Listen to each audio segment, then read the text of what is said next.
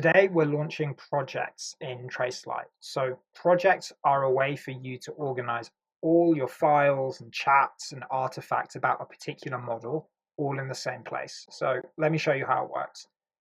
Let's say you are doing a business plan assessment project, right? You can create a new project here in the add-in, give it a name, and then you can take all of the input files related to that project. So in this case, we have a bunch of PDFs and Excels, which are basically information about the business plans of the underlying business units here. You can drop those into Tracelight, and then you can get Tracelight to model on top of these files just in the normal way, right? So in this case, let's get Tracelight to build a summary file that aggregates all of the information from these underlying plans.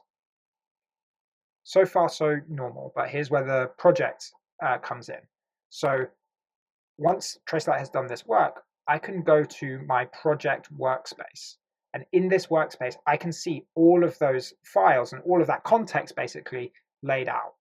And so if I then have subsequent questions, right? So let's say someone asks me for, what are the underlying operating margins of all of these businesses? I can ask that question directly in my project workspace, and Tracelight can consult all of that information. It can then build you an artifact, so in this case, an HTML dashboard, so you can quickly inspect that. So basically, you can work faster and more effectively because Tracelight has access to all of the context that it needs about your project.